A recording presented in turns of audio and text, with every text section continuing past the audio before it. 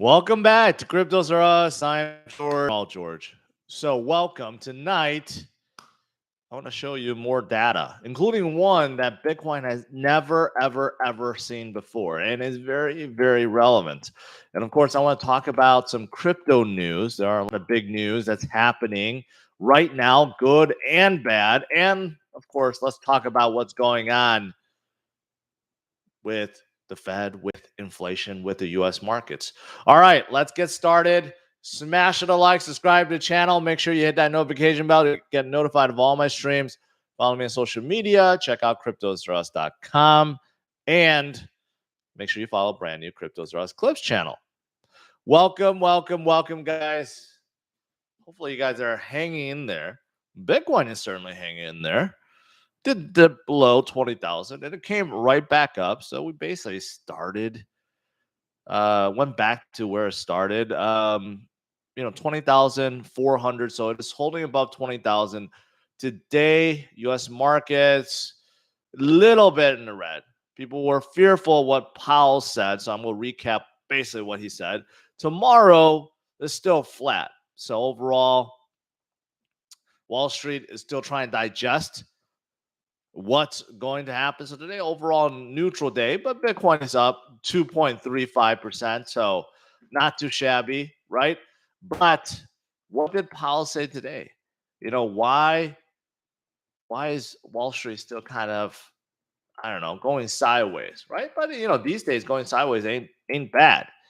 But again, all eyes was on Powell today as he testified in front of the Senate committee and said that you know what? They're very, very, very committed at decreasing inflation. And he believes that, things will be fine. Although he makes note that maybe recession is a possibility. But he believes the economy is still very, very, very strong. So there's really nothing to worry about, right? That's ultimately what he said. Interesting enough, he was also asked whether or not he believes that the 1.9 trillion spending package last year had any effect on inflation. And he dodged that question real good. It's not really our job to pass judgment. Basically saying, we didn't decide that. Congress and the president did. So, I just follow. I just work here, basically. But obviously, when you print 1.9 trillion out of thin air, and it's actually more than that, it's going to have effect, right? 40% of the U.S.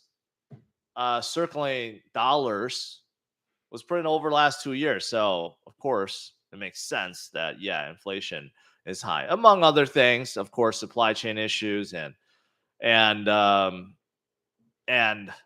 other labor issues and all these other things that come into play, right? But yeah, that's what happened today. And not only that, you know what, China warns that Bitcoin could go to zero once again. Okay. So they've been saying this for years, right? 1 minute they say, well, Bitcoin is banned and it's going to go to zero. Another minute their courts rule that Bitcoin and Ethereum are legal property. And then the next minute, they kick out all the miners. And then the next minute, we find out, well, no, they didn't really kick out all the miners. And there's still a lot of mining going on in China. So, it's hard to believe these kind of headlines or what's coming out of these state-controlled media because, we just don't really know. To me, it does seem like China's playing a long game, right? They already have their digital yuan out. They have digital wallets out, right? They're very ahead of the game in terms of moving towards or utilizing digital currency, right? So I don't think they're giving up on Bitcoin anytime soon, right? But they are spreading some FUD as many others are right now too, right? But you know what? These are the headlines we need to ignore, right? Because they don't serve. They're not meant to warn us. They're really meant to drive us out because there are some big whales or countries or entities are really stacking sats at this point, right? Here's an interesting chart too. Is Bitcoin really dead, right? Is it really going to zero? Well, you compare, right? How much gasoline or corn or even ground beef versus Bitcoin? How much you could buy these days versus before? Well, you could see, well, Bitcoin's not really dead. These other things just lost tremendous amount of value versus Bitcoin, right? And I did mention about, well, what about, all this buying is still happening. Bitcoin whales scoop up $2.4 billion to the Bitcoin. 2.4 billion. Okay. Yeah, there's a lot. There's a lot of buying. So, sometimes these headlines, sometimes you got guys coming out again screaming that Bitcoin is going to zero and it's dead and causing more fear out there, right? But in reality, there's a lot of buying going on behind the scenes because that is the point of trying to drive people out. It's not like a PSA message. You think really China is doing a PSA message, or whenever a bank comes out and warns you or an analyst warns you, you really think it's the benefit of you? No, it's the benefit of them, right? You got to think what's really happening behind the scenes. Do they really care about your well-being? Do they really care about whether or not you're holding on crypto? No. Right? So you got to take those headlines with a grain of salt and realize that, yeah, could be part of the game, could be part of the manipulation, part of them, pulling the strings, trying to drive everyone else out while they accumulate. And it's happening right behind us, right? Behind the scenes, we see so many Bitcoins being bought at this point in time. The lower it goes, the more buying there will be, right? And if you're confused, well, why is Bitcoin's price going down then? Well, this is all done OTC market. OTC market does not affect the order books on exchanges at all. These are billions upon billions of Bitcoins, dollars worth of Bitcoins, I should say, right? That's being transacted behind the scenes. Can't really say who is buying up, but we could see it. We could see the transactions, right? So it's definitely happening. Now, what about this level never seen before, or this chart, right? This is a really simple chart. And for TA people, this will really mean something. Basically, this is measuring RSI, the most basic indicator, measuring Bitcoin on a weekly scale. And in terms of oversold levels, okay, we have seen Bitcoin hit oversold levels before. In terms of all the previous oversold levels, this is the lowest Bitcoin has ever seen. Bitcoin has never, ever been this oversold RSI in its history. This, in comparison to 2018 and even throwing dresses, stuff like that. And they are all still moving in a positive direction, regardless of day-to-day volatility, regardless of what Powell is going to do day-to-day or week-to-week, right? Regardless of high inflation and possibly deep recession, I pay attention to fundamentals, and ultimately, I believe Bitcoin is going to go higher. It will recover and continue forward. So all I'm doing is sitting here and stacking sats, DCing along the way, right? So very positive things going on right now. Here's another one that's measuring. This is a model, Mayer's multiple, that's measuring Bitcoin. I've shown things like this before. There are just so many out there right now that's measuring Bitcoin versus previous corrections, previous dips, previous panic sold moments, right? And we are as oversold as those levels, going all the way back to the beginning, right? Bitcoin is oversold. It's definitely oversold. All right. Now, that's what I want to lead off with. There are other big crypto news today.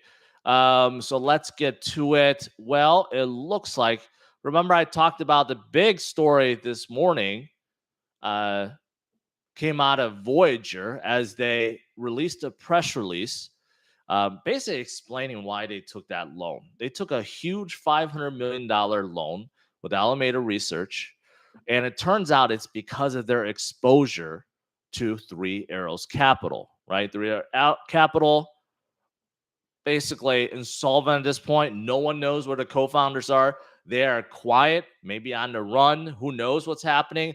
I know authorities probably looking at them, and many others are trying to find them. But it turns out that Voyager, yeah, had too much exposure into Three Arrows Capital, which is why they took that big loan, right?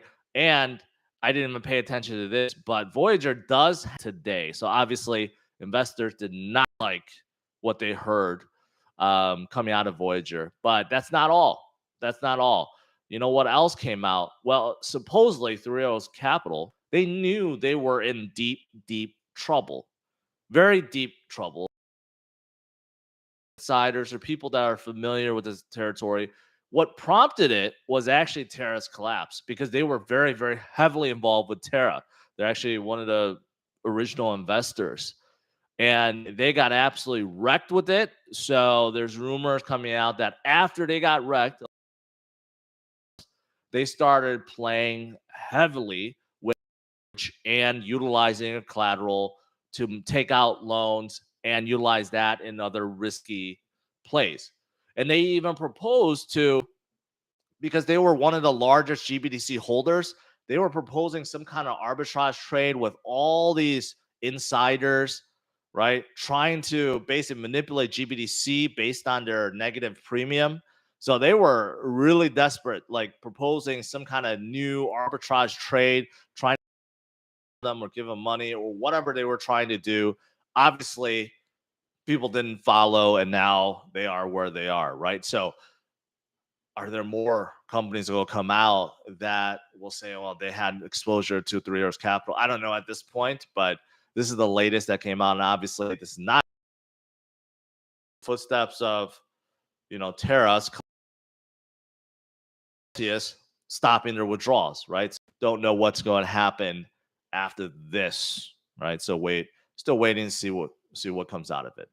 Now, what else is there? Well, as for Solana, some fun about Solana because of some gigantic whale put a gigantic amount of SOL on Solend, right, and borrowed over $100 million with USDC. There was some scare with that, right? So supposedly the team talked to that whale and convinced them to move about $25 million of USDC debt from Solend to Mango. So this protects Solend and protects basically their liquidation point, right? And overall, if it happens, it's not going to be as devastating, at least according to Solend. Okay, so they somehow convinced them to do that. At this point, I don't know if Solana's going to hit that $22 mark. Because we were close, but obviously we're much higher at this point. But yeah, this just caused a lot of FUD for Solana. People are worried about Solana's going to be dumping more after this whale gets liquidated and so forth, right? But this, I guess, alleviates some of the concern. This is about a quarter of what they borrowed, right?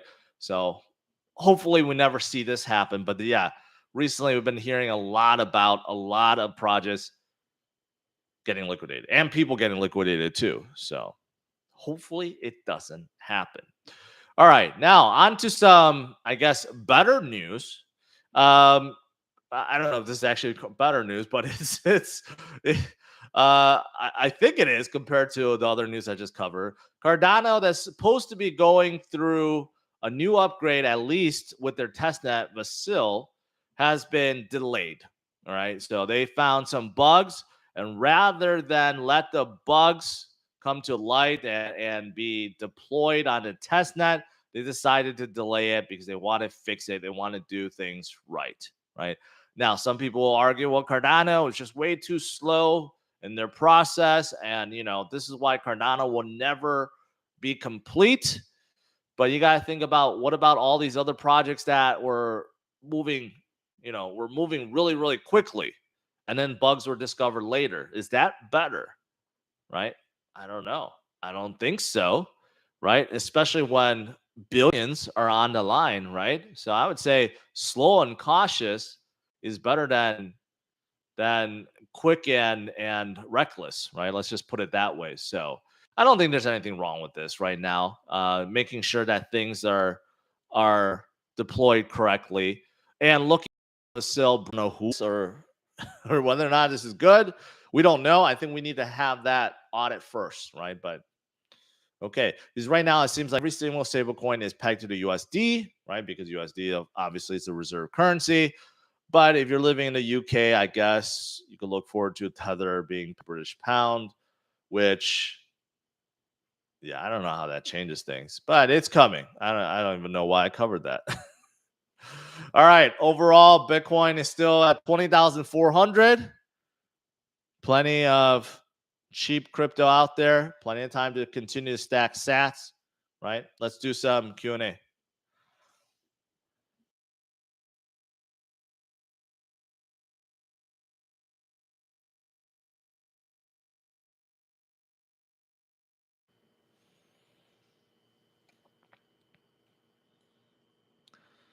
All right, let's see here.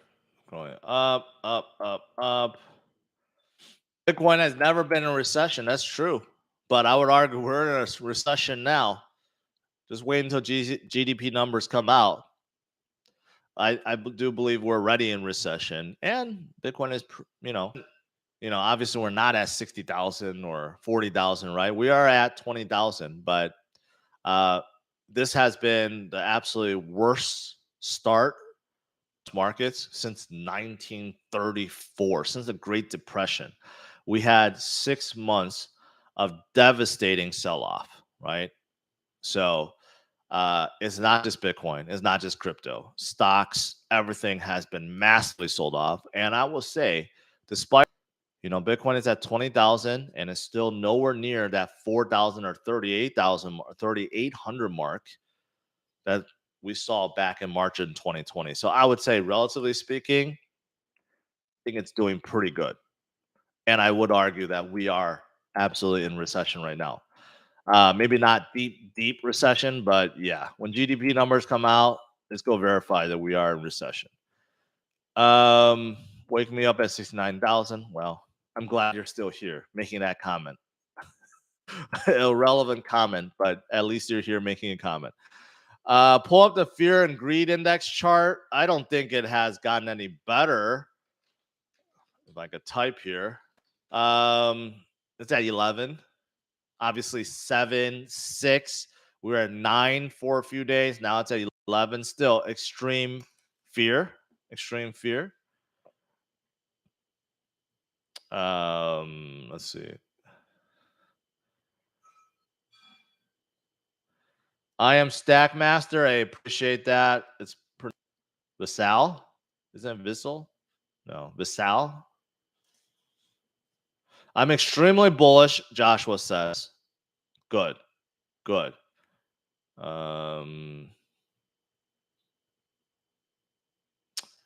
Let's see. Let's see. Hope you guys are stacking as much BTC ETH and ADA as you can. Someone else says I dump ADA for Sol. I don't. Okay. I don't know if that's a good or bad decision. I guess it depends on your portfolio. Let's see here. Just crypto. Appreciate that. What else? What else did I miss? Celsius. I don't have any updated information. I don't hear anything from Celsius right now. I'm assuming they're trying to get liquidity right now, right? Voyager got that huge loan. BlockFi got a huge loan. I'm sure Celsius is trying to get a huge loan, but maybe no one wants to give it to them. I don't know, right? Or maybe they got some and it's not enough. I don't know if they're going to be begging FTX or Alameda for a loan, or they're going to be, begging someone else like Binance or something. Just don't know. Benz, I think you're awesome. Thank you. I think you're awesome too. Do you think Zane, do you think Polygon will ever break away from Ethereum in the future? I don't think it'll ever break away. It can't really decouple because it's a layer 2 and it's based on EVM. So I don't think it could ever break away, but can it survive and still thrive? Yes. Yes, I do think so. Let's see. Bottom is in. Oh, yeah. People are saying DCA. I have not DCA'd 2 weeks in a row because I happen to be on 2 separate vacations or short trips. So I do have that up, and it's not looking good. So I built this approximately about 1 year ago, the end of June, when Bitcoin was hovering around $30,000. So obviously we're lower than that. So right now, not looking good, minus 51%. But the whole point of this portfolio is I will continue to DCA and DCA and DCA over a long haul, right? To prove to you guys that DCA works. Right now, the short stint, yes, it doesn't look very good, but DCing right now, it's going to definitely help. So because I missed the last 2 weeks, I usually put $100 in every week.